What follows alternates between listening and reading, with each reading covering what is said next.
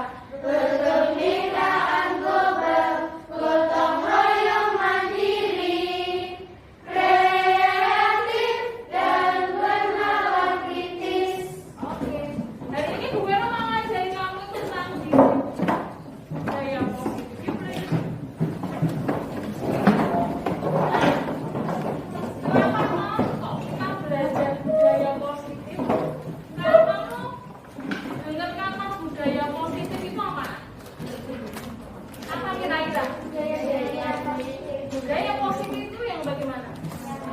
Yang baik. Coba sekarang, yuk. Nah, hari ini kita akan membentuk keyakinan kelas. Ya. Coba sekarang gini caranya. Kita akan melakukan kegiatan cobalah buka. Ya, nih. Kamu coba misalnya kamu dengan teman sebelahmu, yuk. Kamu dengan teman sebelahmu, yang tidak ada teman sebelahnya cari berdua-dua. Jajaran aja ya. Yang belum dapat siapa? Yang masih sendiri siapa? Ya, ada lagi? Yang masih sendiri? Harusnya pas kan? Nah, makanya yang sendiri siapa? Sini yang sendiri sama Emily sini.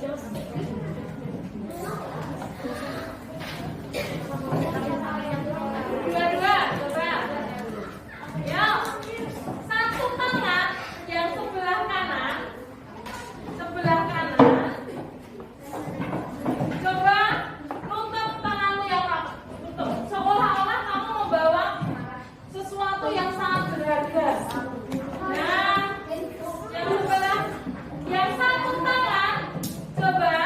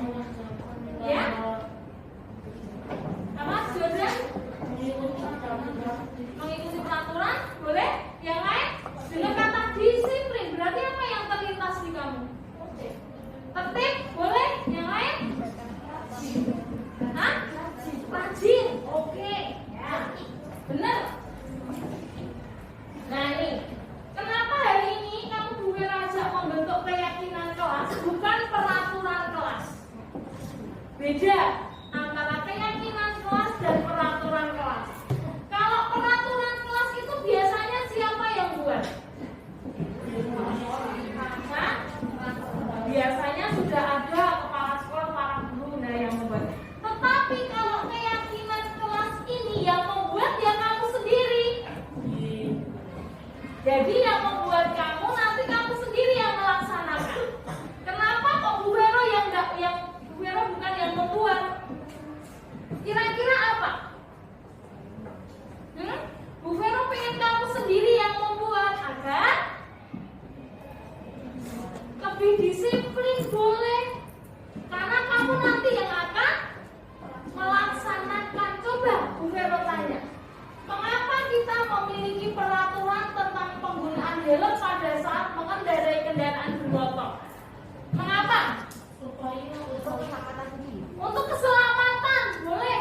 Nah, yang kedua, mengapa kita memiliki peraturan tentang penggunaan masker dan mencuci tangan? Untuk kesehatan, boleh enggak? Keselamatan, kesehatan itu merupakan nilai keyakinan kelas. Sampai sini udah enggak?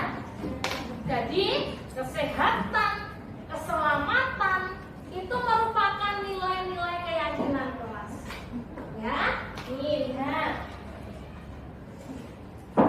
Nah, anak-anak, nih nilai dari keyakinan kelas itu ada percaya kepada Tuhan, bertanggung jawab, berdikari, harga diri, kerajinan, terima kasih. Nah, kalau kamu kenal 5 profil pelajar Pancasila, ingat enggak? Apa saja yang pertama? Beriman, bertakwa, dan berakhlak mulia. Yang kedua, berkebinekaan global, gotong royong, mandiri, kreatif, tambah satu lagi. Nah, bernalar kritis. Kita nanti akan pilih dari 6 itu. Kita pilih yang mana? Ya?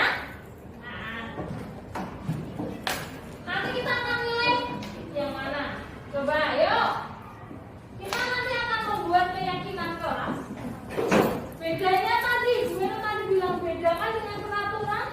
Nah, keyakinan kelas itu lebih abstrak, nah, daripada peraturan yang lebih rinci. Kalau kamu peraturan itu kan rinci, kan?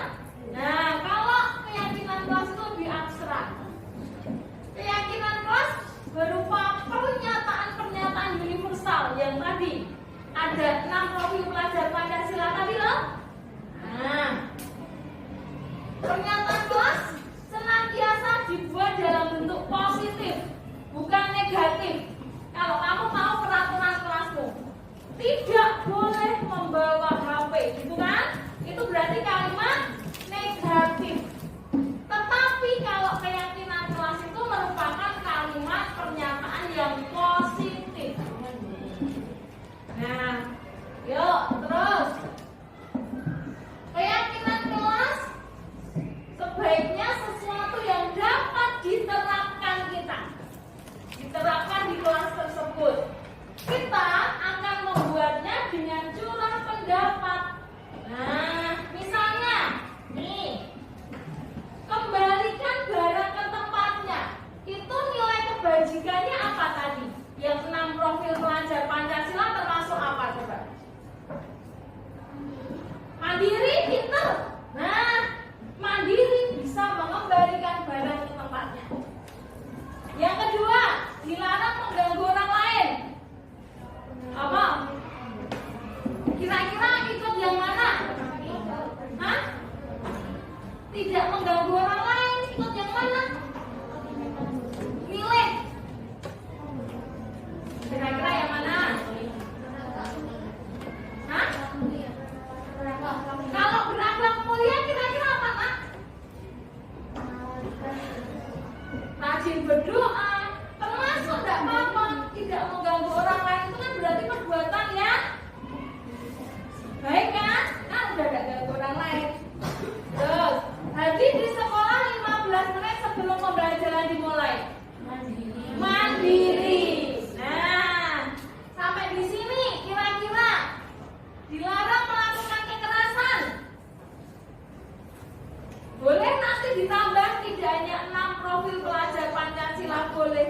tidak mengganggu orang lain tadi sudah. Dilarang melakukan kekerasan. Apa ini berarti? Bertanggung jawab terhadap siapa?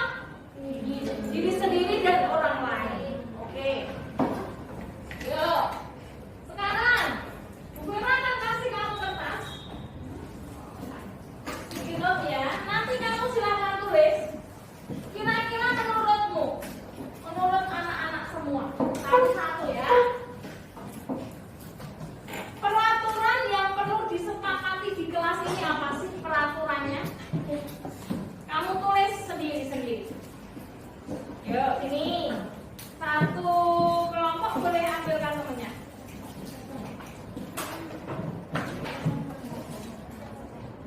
Kamu boleh pindah sana. Yuk, ambil satu maju, silakan kamu pilih warna apa. Ayo sini, satu baris ngambilkan temannya deh Papa.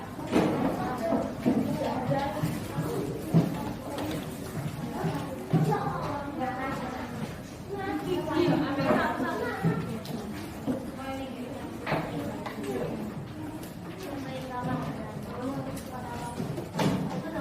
Silakan kamu tulis satu saja peraturan di kelasmu yang bisa kita lakukan itu apa?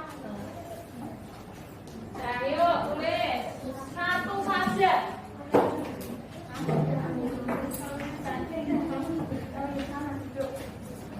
Kamu mau ikut ya? Hah? Pindah adanya gimana? Yuk, yuk. Kamu apa? Ini. Kamu apa? Ya, mau ini? Siapa mau?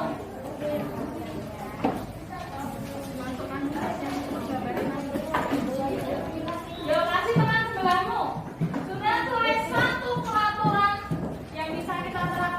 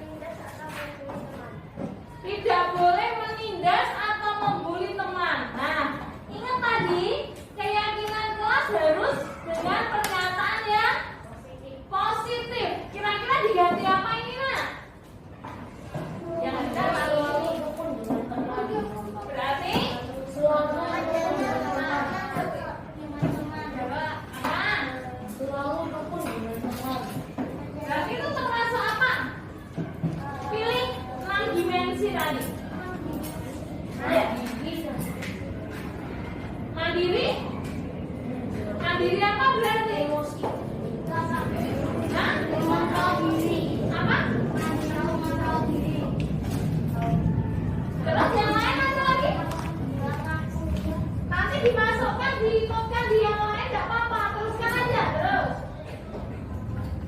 Tidak membolos tiket dan tidak diinvestasi.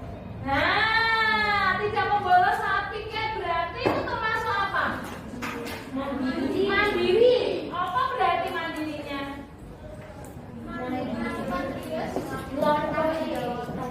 Mandiri melaksanakan tanggung jawab. Oke. Vero tulis dulu ya. Mandiri melaksanakan tanggung jawab. Tugas ya. Mandiri melaksanakan tugas saja ya. Tugas itu banyak loh. Tugas apa saja di sini? Yang ini yang baru saja dibacakan di mana ini tugas piket. Terus ada lagi? Tugas PR, kerja kelompok boleh. Terus tidak mengejek satu sama lain berarti apa? Berarti apa? Ayo. Tidak mengejek berarti? Hah? Ya, terus yang lain apa misalnya? Tidak mengejek berarti nilainya apa? Hah? Boleh berakhlak mulia.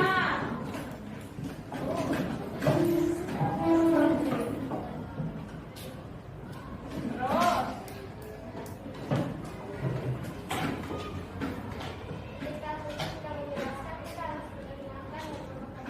nah, ketika guru mendengarkan, ketika guru menjelaskan, kita harus mendengarkan. Berarti termasuk apa? Mandiri melaksanakan tugas, oke. Sama, terus. Melakukan review kelas 5B sebelum pelajaran dimulai. Nah, apa berarti sebelum pelajaran dimulai? Berarti kreatif memanfaatkan waktu, oke. Jadi waktunya itu tidak digunakan untuk mainan-mainan kalau di kelas ya. Lanjut. Belakang bicara saat guru menjelaskan. Apa berarti? Termasuk mandiri. Pintar. Sudah ketemukan sekarang? Gampang tak? Lanjut. Tidak terlambat. Tidak terlambat. Mandiri. Yeay. Ya Pak Ketua. Terus. Apa? Tidak mengganggu teman berarti? Oke. Ketika guru menjelaskan atau menjelaskan materi, siswa-siswa harus mendengarkan dan tidak berpihak atau memotong. Sama? Sip. Terus. Ketika kita terlambat, kita harus memberikan alasan kepada guru. Apa termasuknya? Ditambahin satu aja. Apa? Bertanggung jawab? Iya. Bertanggung jawab apa misalnya? Bertanggung jawab atas kesalahan guru. Bertanggung jawab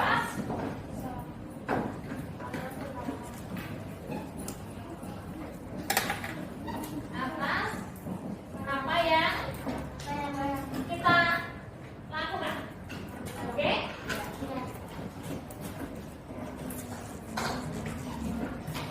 Lanjut. Saling membantu berarti? Oke, lanjut. Jangan membuang sampah sembarangan, Meminjam meminjam buku harus dikembalikan. buku harus dikembalikan berarti? Oke, mandiri. Datang sekolah tepat waktu. Datang sekolah tepat waktu. Oke. Disiplin menjaga kebersihan kelas. Disiplin menjaga kebersihan kelas. Termasuk apa? Sama ya? Ini?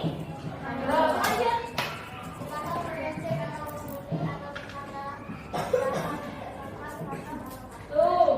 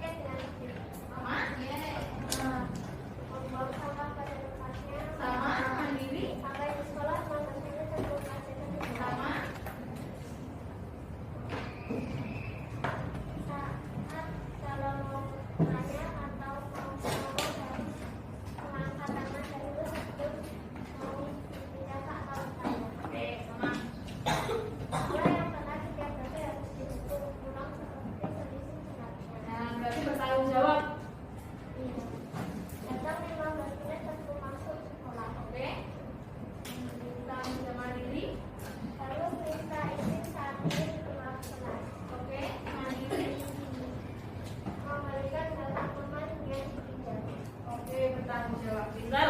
Nah, makasih. Nah, nih kita sudah menemukan. Yuk duduknya yang bagus. Kita sudah menemukan 4 keyakinan kelas kita. 1. Kreatif memanfaatkan waktu. Di kelas ada waktu, tidak untuk tidur-tiduran. Ini Bu Vera ada bantal di sini. Nanti kita kasih bantal ya, yang mau tiduran ya. Atau nanti kita ajak ke UKM. Karena takut Bu Vera kok kepalanya ditaruh terus ya. Berarti kepalanya ada masalah itu. Ya. Nah, mandiri melaksanakan tugas. Mandiri, ya. Berakhlak mulia. Bu Vera kalau lihat kamu di bawah doa, bertanggung jawab atas apa yang kita lakukan. Nah, coba sekarang kamu pikirkan, kamu baca dalam hati 4 keyakinan kelas kita. Nanti akan kita tulis di sini. Yuk. Ada yang perlu ditambah atau dikurangi? Kira-kira ada yang perlu ditambah? Bisa melaksanakan itu? 4 itu bisa kan? Nah, yuk. Biar kita lebih semangat lagi, katakan aku bisa. 1, 2, 3. Aku bisa. Coba sekali lagi. Aku bisa. Aku bisa. Mulai hari ini kita lihat ya. Kita lihat. Kita lakukan 4 keyakinan kelas kita. Jadi kalau di kelas Bu Vera tidak harus, kan sudah mandiri melaksanakan tugas, ya kan? Kalau waktunya sudah selesai mengerjakan tugas, langsung bagaimana? Kreatif memanfaatkan waktu, berarti boleh membaca buku, boleh membuat sesuatu nanti ditempel di sana, boleh. Oke, sampai di sini ada pertanyaan? Bisa melakukan? Bisa. Oke, coba. Nama saya Vita Valeri dari kelas 5B. Kemarin saya membuat keyakinan kelas bersama dengan teman-teman kelas 5B. Semoga dengan cara ini murid-murid kelas 5B dapat mempunyai kesadaran mereka sendiri-sendiri. Jadi ketika mengerjakan tugas tidak perlu disadarkan oleh suster, bapak ibu guru, ataupun orang tua kita masing-masing. Terima kasih. Halo teman-teman, nama saya Zaneta dari kelas 5B. Kemarin aku dan Bu Vero dan teman-teman membuat keyakinan kelas di kelas 5B. Aku merasa membuat keyakinan kelas itu seru sekali karena kita bisa mencurahkan ide-ide.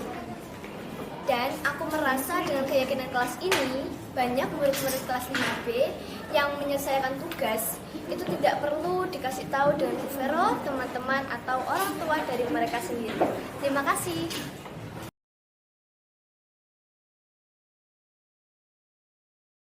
Terima kasih. Hari ini saya akan menyampaikan disiplin positif.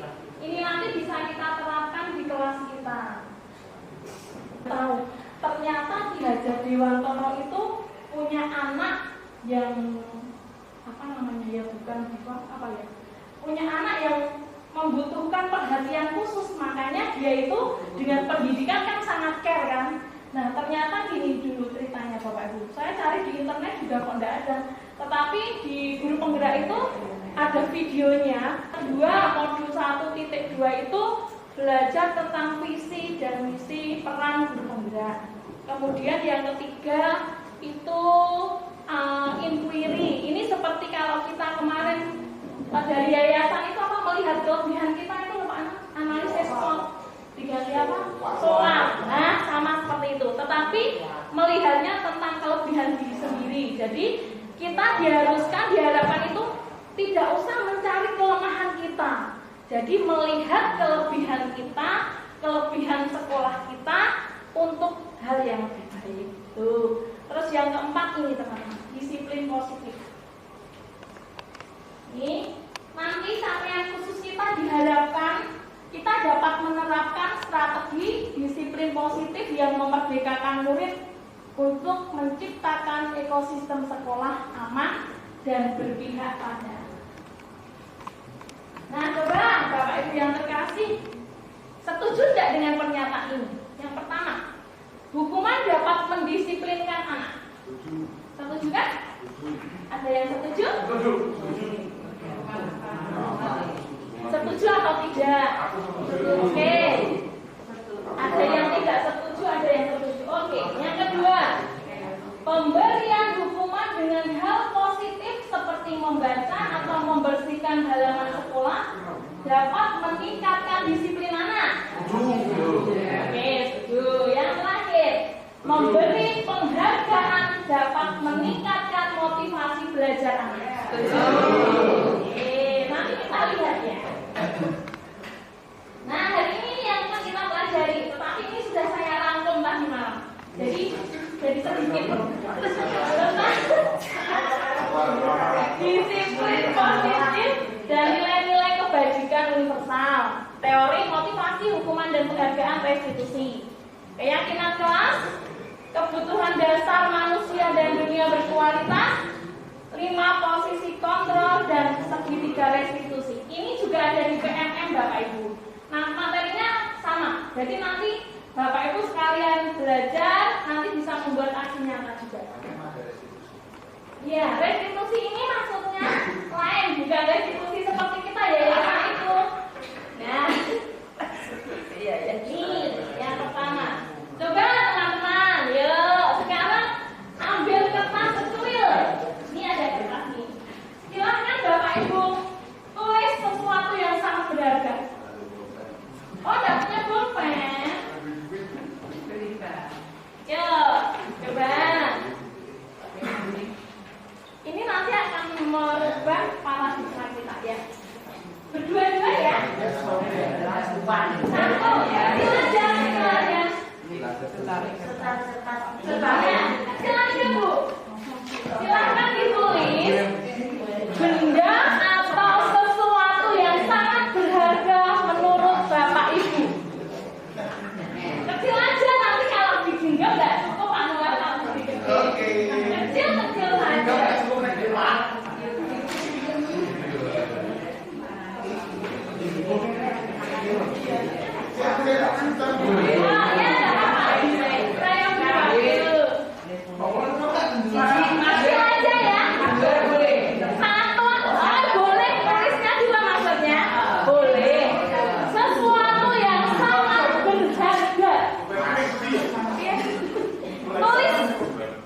Di secari kertas itu silakan tulis sesuatu yang sangat berharga menurut Bapak Ibu.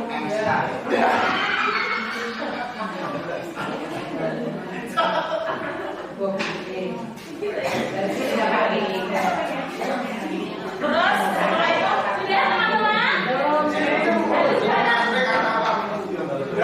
Boleh benda, boleh sesuatu, tulis saja. Misalnya kalau pantang kaca berapa? Terus di mana? Terus saling ya,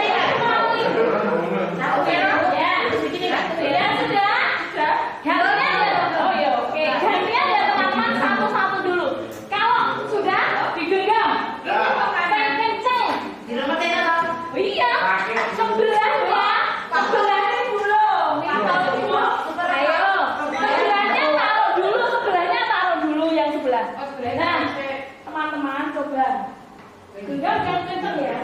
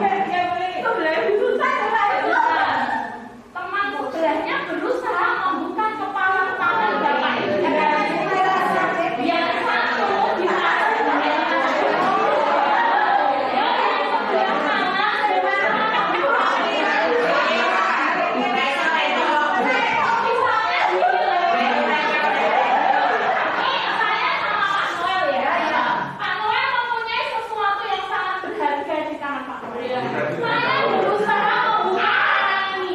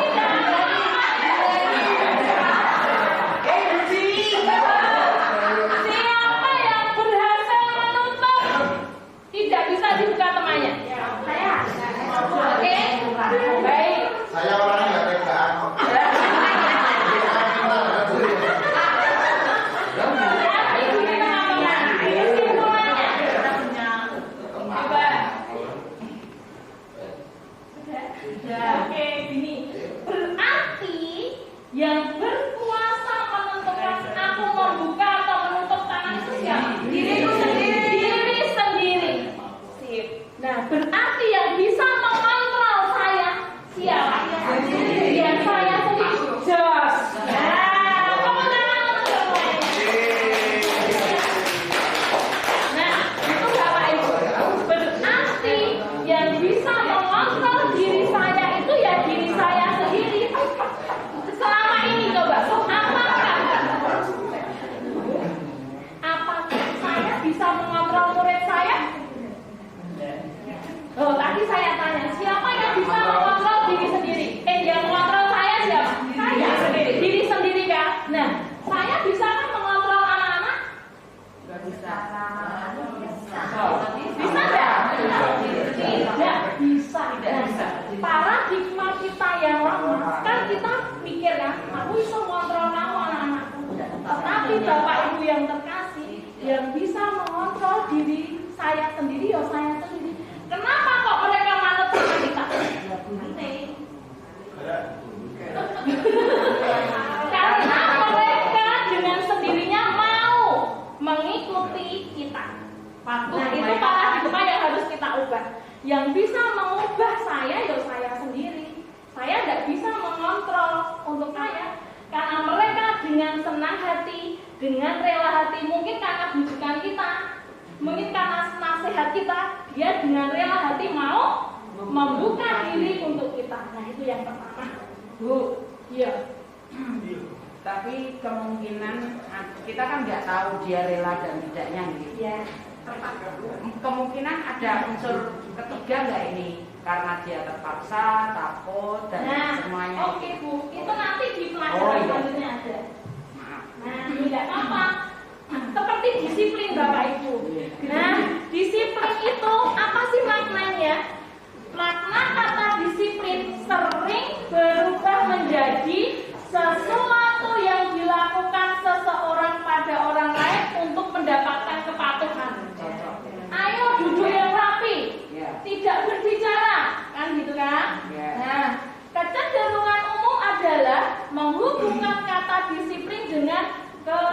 ketidaknyamanan, bukan dengan apa yang kita hargai atau pencapaian suatu tujuan yang mulia. Nih, makna disiplin.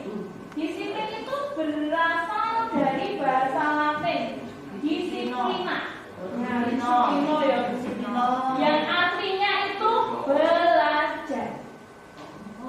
Maka asal dari kata ini berkonotasi dengan disiplin diri dari murid-murid Sokrates dan Plato. Disiplin diri membuat orang menggali potensinya menuju sebuah tujuan apa yang dia hargai. Nah, kemudian ini nilai-nilai kebajikan universal. Apa sih itu? Sifat-sifat positif manusia yang merupakan tujuan mulia yang ingin dicapai setiap individu. Nilai-nilai tersebut bersifat universal dan lintas bahasa, suku, bangsa, agama maupun latar belakang. Kalau kita kenal ya profil pelajar Pancasila. Nah, itu merupakan nilai-nilai kebajikan universal. Kemudian yang kedua ini Bu Susi, ini yang tadi. Motivasi, hukuman, penghargaan, restitusi. Nah, ini ada 3 teori motivasi perilaku manusia. Yang pertama, untuk menghindari ketidaknyamanan atau hukuman. Apa yang akan terjadi apabila saya tidak melakukannya? Nah, itu masih motivasi eksternal. Kemudian yang kedua, untuk mendapatkan imbalan dari orang lain atau institusi. Apa yang akan saya dapatkan apabila saya melakukannya? Seperti pemberian hadiah tadi. Makanya saya dari awal tadi tanya, apa Bapak Ibu setuju? Memberikan penghargaan itu merupakan disiplin. Nah, ternyata itu merupakan motivasi eksternal. Nah, nih yang akan kita tuju yang motivasi internal. Jadi dalam diri anak-anak itu merupakan untuk menghargai diri sendiri, menjadi insan sesuai harapan kita. Saya akan menjadi orang yang seperti apa bila saya melakukannya. Nah, ini yang akan kita tuju. Jadi disiplin dari diri sendiri, dari internal. Nih, menurut Ki Hajar Dewantara Bapak kita, merdeka. Menurut Ki Hajar Dewantara, merdeka itu artinya tidak hanya terlepas dari perintah, akan tetapi juga cakap buat memerintah diri sendiri. Nah, ini dihukum oleh penghargaan. Ternyata penghargaan yang kita berikan kepada anak-anak itu masih merupakan motivasi eksternal. Penghargaan itu berlaku sama seperti hukuman. Dalam arti meminta atau membujuk seseorang melakukan sesuatu untuk memenuhi suatu tujuan tertentu dari orang yang meminta atau membujuk. Dorongannya eksternal dan akan ada faktor ketergantungan. Nih, dampaknya apa saja sih? Pengaruh jangka pendek dan jangka panjang. Aku mau melakukan karena aku mendapat sesuatu. Nah, tidak dari dalam diri sendiri, tetapi karena ada iming-iming, ada sesuatu. Penghargaan itu menghukum. Penghargaan mengurangi ketepatan. Penghargaan tidak efektif. Penghargaan merusak dunia.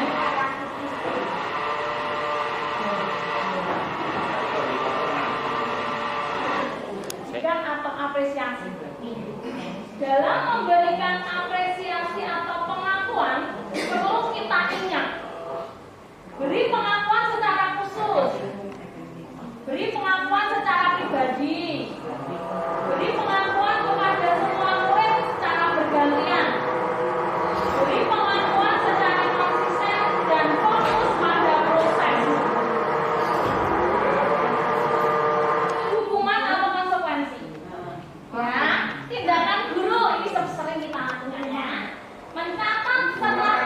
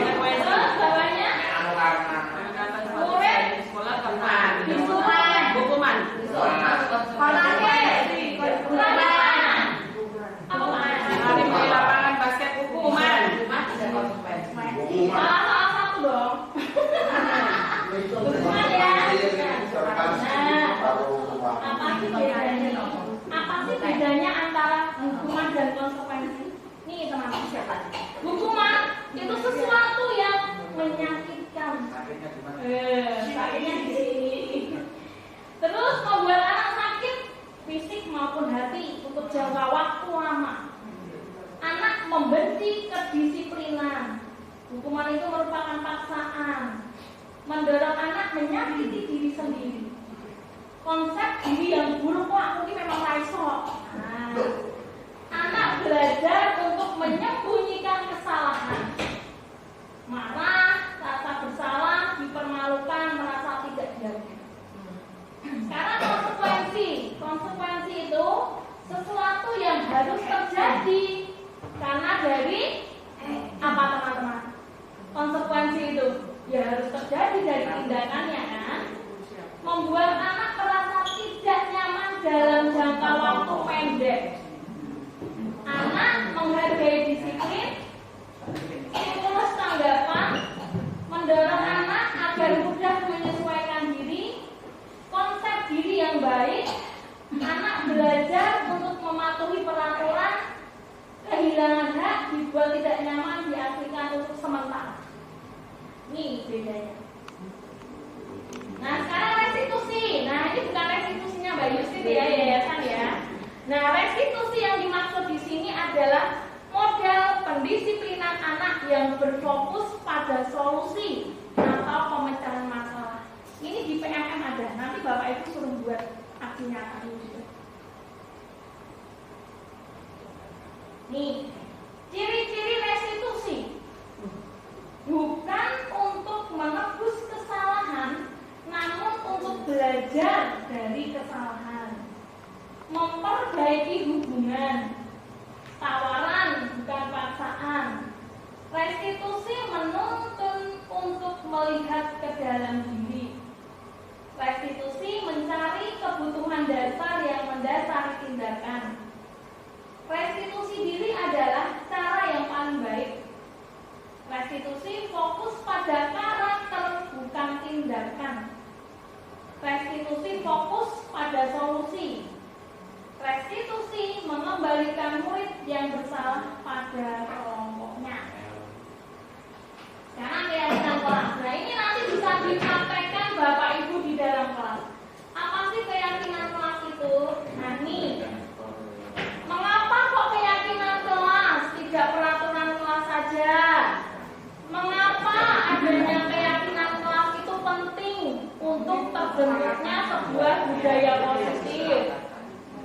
Bagaimana mewujudkan sebuah keyakinan kelas yang efektif? Nah ini nanti kita pikirkan nanti setelah kita tahu apa itu keyakinan kelas. Nih teman-teman, mengapa kok keyakinan kelas ya bukan peraturan? Coba jawab pertanyaan ibu. Mengapa kita memiliki peraturan tentang penggunaan helm pada saat mengendarai kendaraan roda 2 atau motor? Mengapa? Agar selamat ya. Oke. Ya. Agar selamat mengurangi resiko. Nah ini, mengapa kita memiliki peraturan tentang penggunaan masker dan mencuci tangan setiap hari? Agar selamat. Nah teman-teman, selamat tadi, kesehatan seperti itu merupakan keyakinan kelas. Seperti yang tadi kita bahas, keyakinan itu mencakup nilai-nilai universal yang kita kenal dengan profil pelajar Pancasila. Nah, jadi tidak peraturan satu-satu. Apa sih bedanya? Nah ini, pembentukan keyakinan sekolah atau kelas. Keyakinan kelas itu bersifat lebih abstrak. Kalau peraturan kelas kan langsung ya, rinci, konkret. Tidak boleh membawa HP, gitu kan. Nah, keyakinan kelas berupa pernyataan-pernyataan universal seperti profil pelajar Pancasila itu loh, kreatif, mandiri. Nah, tapi nanti kita buat ada belakangnya, jadi lebih rinci. Pernyataan keyakinan kelas senantiasa dibuat dalam bentuk positif. Kalau kita tahu peraturan kelas kan tidak. Nah, itu nanti kita ganti. Ya, kita ganti dengan kalimat yang positif. keyakinan kelas hendaknya tidak terlalu banyak. Kenapa? Agar anak-anak itu ingat dan bisa dipatuhi. Keyakinan kelas sebaiknya sesuatu yang dapat diterapkan di lingkungan tersebut, di lingkungan kelas atau sekolah. Semua warga kelas hendaknya ikut berkontribusi dalam pembuatan keyakinan kelas lewat kegiatan curah pendapat. Kemudian bersedia meninjau kembali keyakinan kelas dari waktu ke waktu. Keyakinan kelas itu bisa berubah, jadi tidak monoton itu saja. Bagaimana cara membentuknya? Nah, nanti kita belajar membentuk keyakinan di kelas masing-masing. Kalau pas PJOK itu Pak Anang dan teman-teman PIK bahasa Inggris juga bisa membentuk saat pembelajaran PJOK. Nanti kita keyakinan kelasnya ini juga ada ya. Beda dengan kelas, tidak masalah, itu kan pas pelajaran ini. Beda diajarkan untuk menghargai saling menghargai beda keyakinan. Iya. Terus ini warga sekolah atau murid-murid sekolah bercurah pendapat tentang peraturan. Kita nulis di posit apa-apa, nulis peraturan apa yang bisa kita lakukan. Kita curah pendapat ya. Nanti satu anak nulis, ditulis di papan tulis boleh, di PPL boleh. Nah, ditulis semua masukannya dari anak-anak kita tulis. Setelah itu kita susun. Nah, kita susun keyakinan kelas sesuai prosedur. Nah, tadi ada kalimat-kalimat yang negatif kita ganti menjadi positif. Misalnya, tidak boleh berlari di koridor. Kan peraturannya gitu, tidak boleh membawa HP. Terus kita ganti kalimat yang positif. Nah, nomor satu. Kita meninjau kembali daftar surat pendapat yang sudah dicatat. Nanti kita lihat yang sudah dicatat itu nanti kita lihat. Terus ajak warga sekolah atau murid-murid untuk menemukan nilai kebahagiaan atau keyakinan yang akan dituju itu apa. Nah, misalnya ini berjalan di kelas, dengarkan guru, datanglah tepat waktu, itu berada di bawah satu payung, yaitu keyakinan saling menghormati. Nah, nilai kebajikan yang kita ambil hormat. Keyakinan inilah yang dimasukkan dalam daftar untuk disepakati. Jadi menghormati diri sendiri dan orang lain itu sudah mencakup banyak sekali peraturan kan. Nah, kemudian setelah itu kita tinjau ulang keyakinan kelas kita atau sekolah kita bersama-sama. Seperti tadi tidak usah banyak-banyak, 3 sampai 7 agar bisa kita jalankan. Setelah itu, nah semua warga sekolah meninjau ulang. Kalau sudah disetujui, anak-anak suruh tanda tangan. Dan mereka bersedia, oh berarti aku sudah tanda tangan. Berarti mereka dengan rela hati, dengan diri sendiri mau, tidak dengan paksaan.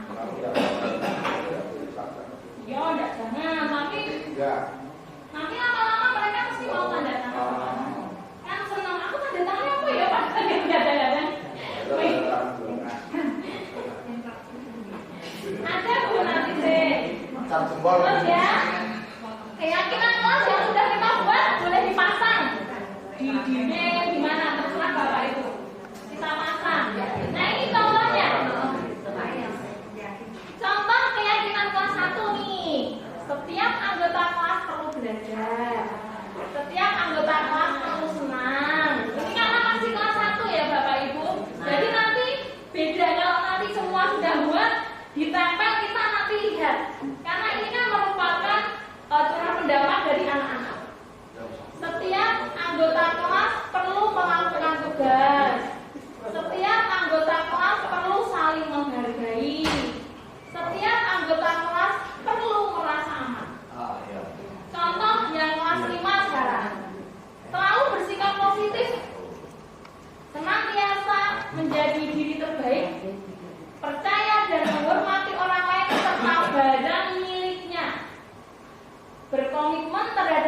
setiap tugas senantiasa membantu. Nah, tapi ya itulah seharusnya yang kita lakukan. Walaupun saya juga tidak seperti itu, tapi mari kita bersama-sama mencoba untuk melakukan. Itu deh. Terima kasih Bu Benade dan teman-teman anak kelasku. Saya Pak.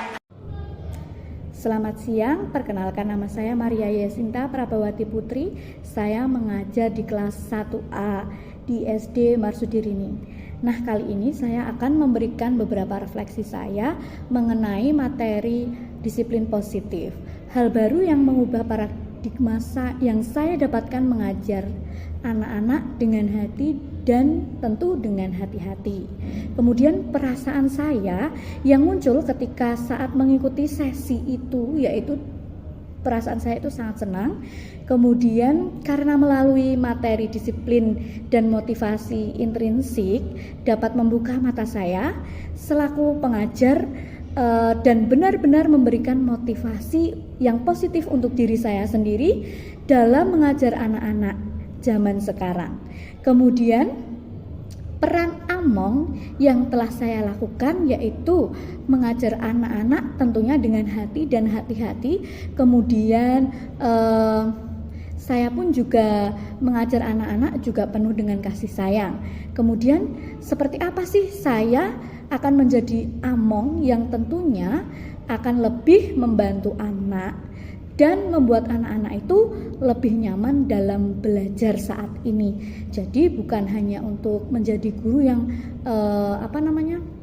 dikenal anak ngeri, tapi saya ingin menjadi guru yang lebih dikenal anak dan anak lebih mendekat kepada gurunya dan tentunya anak-anak juga bisa merasa nyaman dalam belajar.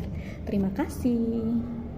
Teman-teman, halo Bapak Ibu guru yang hebat semuanya. Salam sejahtera untuk kita semua. Perkenalkan, saya Bu Susi dari SD Marsudirini. Tahun ini saya dipercaya oleh kepala sekolah untuk mendampingi anak-anak di kelas 3B. Bapak Ibu, untuk kesempatan pada hari ini saya akan sedikit sharing hal-hal yang sudah saya terima dari teman saya, yaitu dari Bu Vero. Yang pertama adalah hal baru apa yang mengubah paradigma saya yang saya dapatkan. Bapak Ibu yang terkasih, mungkin banyak teman-teman yang sama dengan saya. Dulunya saya tidak tahu bahwa mindset saya anak itu bisa kita ubah, bisa kita bentuk. Ternyata mindset kita salah.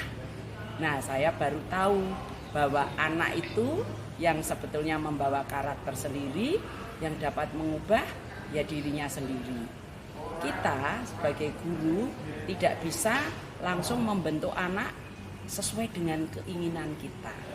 Nah, untuk ini saya akan berusaha merubah mindset saya supaya saya tidak meminta anak itu menjadi seperti saya, menjadi seperti apa, tetapi tumbuh dan berkembang sesuai dengan apa yang diinginkan. Kita sebagai pendidik mendampingi, mengarahkan ke hal-hal yang baik. Yang kedua, perasaan yang muncul ketika mengikuti seminar atau sesi yang diberikan oleh teman saya, khususnya mengenal makna disiplin dan motivasi intrinsik. Saya merasa bersalah. Ternyata selama ini saya sudah membuat suatu kesalahan yang besar, di mana pemikiran saya itu yang sebelumnya belum mendapat apa-apa, tetapi ternyata setelah dibukakan, apa yang dilakukan atau apa yang saya lakukan itu ternyata keliru. Nah, saya mempunyai keinginan mulai hari ini saya akan berusaha untuk mengikuti perkembangan, terutama perkembangan yang telah diberikan oleh teman saya. Yang ketiga yaitu peran Among seperti apa. Ya, peran Among seperti apa ya? Kalau dinamakan Among itu kan momong, artinya kita membimbing anak, bukan menyuruh anak berbuat seperti ini, menyuruh anak menjadi seperti itu, tapi dari belakang, dari samping, kanan kiri kita membantu momong, kita melayani seperti apa yang diberikan oleh sabda atau dalam ajaran agama bahwa kita diminta untuk momong anak. Yang terakhir yaitu saya akan menjadi among seperti apa. Nah, kalau saya itu nyun sewu, saya meyakini agama Katolik, berarti saya akan berusaha seperti Yesus yang selalu melayani, yang selalu mendampingi dimanapun anak-anak dan dalam situasi apapun anak-anak itu kita bisa membantu atau melayani. Namanya melayani itu berarti skupnya atau lingkupnya atau artinya lebih luas lagi. Begitu teman-teman yang bisa saya sharingkan. Saya berterima kasih bisa dibukakan wawasan untuk kali ini sehingga paradigma yang sudah kuno itu harus saya tinggalkan secara khusus, secara pribadi. Terima kasih, salam sehat untuk teman-teman semua, maju terus dan semangat.